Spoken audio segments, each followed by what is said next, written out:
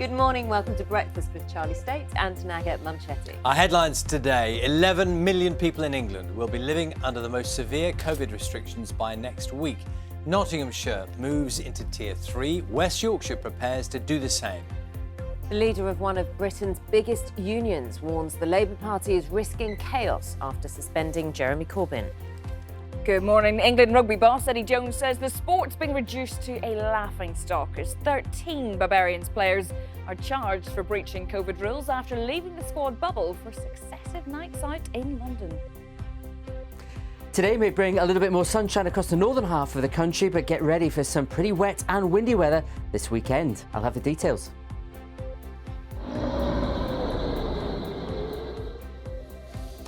And Halloween is almost upon us. We look at how you're planning to celebrate, maybe with a difference.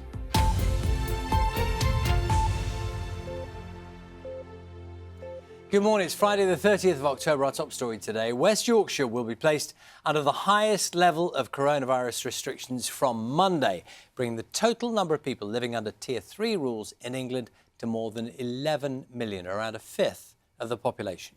From today, Nottinghamshire also faces the toughest restrictions, which prevent households from mixing both indoors and in some outdoor settings. There's also now a ban on selling alcohol in shops after 9 p.m, and more than a dozen other regions will move into Tier 2 from tomorrow. Our reporter John Donison has more. People in Nottinghamshire, the latest to be waking up to life under Tier 3 restrictions. The measures, the toughest in England, were due to come into force in Nottingham yesterday, but were delayed for 24 hours, so the whole county could be added.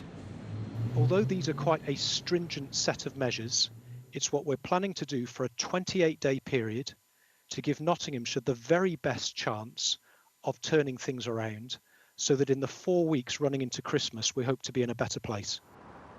Doctors say it comes after a sharp rise in infections in people aged over 60.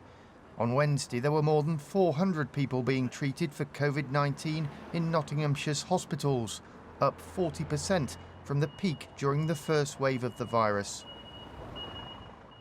Further north in Leeds, people know they too will soon be facing tighter restrictions on their lives. From Monday, the whole of West Yorkshire will be put under Tier 3 measures with no end in sight. What no one can tell us at this moment in time is exactly what the criteria are for coming out of Tier 3. This is something that all areas are pressing government in terms of clarification.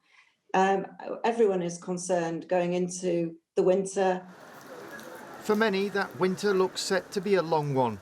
By next week, 11 million people, nearly a fifth of all those living in England, will be under the toughest coronavirus restrictions. John Donison, BBC News. The head of the Unite Union has condemned Jeremy Corbyn's suspension from Labour, warning it risks splitting the party. Len McCluskey called the move a grave injustice. The former Labour leader was suspended after he refused to accept the findings of a damning report into anti-Semitism in the party. Our political correspondent Chris Mason explains. A few years ago, he was treated like a rock star at Glastonbury. 12 months ago, he was Labour's candidate to be Prime Minister.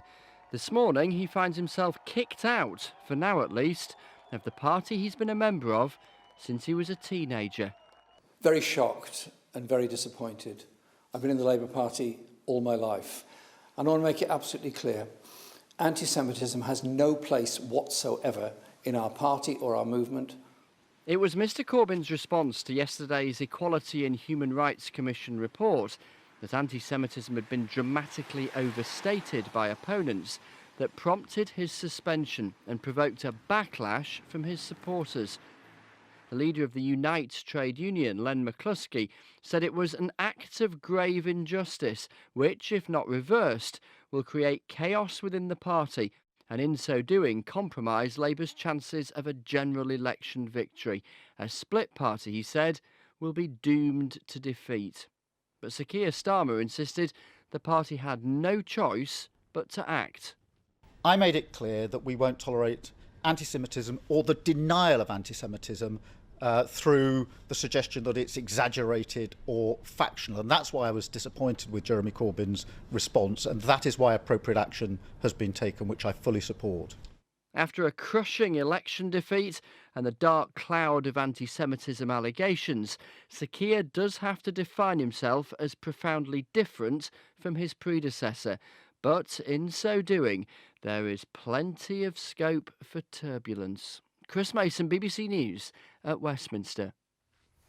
So let's go to our political correspondent, Layla Nathu, who joins us now. Layla, very good morning to you. So, I mean, this was a seismic day for the Labour Party, for the party, for the leadership now and for the former leadership. Just tell us where they go from here. Morning, Charlie. I think it was an extraordinary moment for the Labour Party yesterday, and there are sort of various strands, I think, to where we go next. One is that there is going to be a formal process now underway, independent of the leadership. That is a party process investigating claims of anti-Semitism. It's very important to stress that it is independent of the leadership, because that was one of the criticisms of Jeremy Corbyn's leadership, that actually his office meddled in claims of anti-Semitism and complaints. So there will be this formal process now playing out. Jeremy Corbyn is suspended pending investigation.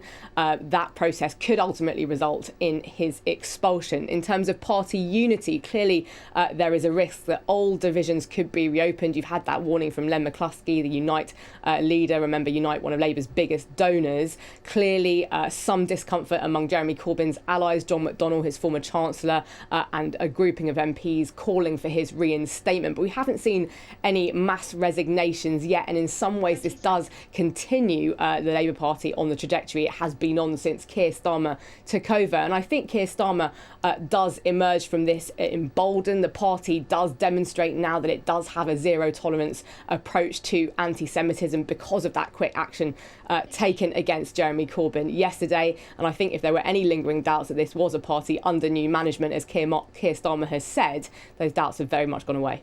Layla, thanks very much. 4 days to go until the presidential election. Donald Trump and his Democratic rival Joe Biden have been making a final push for votes in Florida. The state is key in the race to the White House and contributed to the president's win in 2016. Let's talk to our North America correspondent, Peter Bowes. Peter, good morning to you. So this is how the two men are trying to win over voters. Yes, good morning to you. And on a day when more than 87,000 new cases of coronavirus were recorded in the United States, which is the highest number since the outbreak started, again, the campaign focusing on the coronavirus, with Joe Biden essentially accusing Donald Trump of giving up, of surrendering to the virus and having no vision about the months ahead, whereas Donald Trump prefers to talk about the economy. When he does talk about Covid-19, he is mocking Joe Biden for talking about it being a dark winter ahead. And that's been the message not only in the campaigning in Florida, but right across the country. This has been the dominant issue now for several months, and it's going to continue that way for the next 4 days, I think. And of course, Florida is super important, as you implied. It's one of the biggest states. It has 29 electoral college votes, and this isn't a popularity poll next Tuesday across the entire country. It's about individual states and electoral college votes. 29 from Florida would put Donald Trump at least well on the way to winning the presidency. In fact, he has to win Florida, really. It's crucial to him. It's difficult to see the maths adding up for him. Otherwise, if Joe Biden were to win Florida and take it from Donald Trump, that would be a major boost to him. We'll hear a lot more about Florida over the next few days. Thank you very much, Peter. More details are emerging about the man suspected of killing 3 people at a church service in Nice yesterday. French police say the 21-year-old Tunisian man is believed to have arrived in France 2 days before the attack. CCTV shows him turning his coat inside out and changing his shoes before entering the church. He's in hospital in a critical condition after being shot by police. The consumer organisation Which has warned there are big differences in the effectiveness of reusable face coverings. Tests found that the best performing masks blocked out more than 99% of potentially harmful bacteria, but the worst prevented just 7%.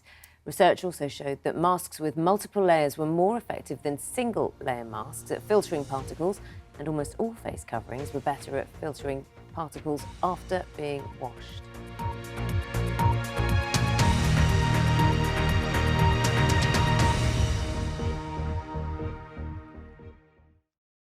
See the headlines as they happen and watch BBC News live in the app and get the full story with bbc.co.uk/news. Follow the story for all the latest with BBC News.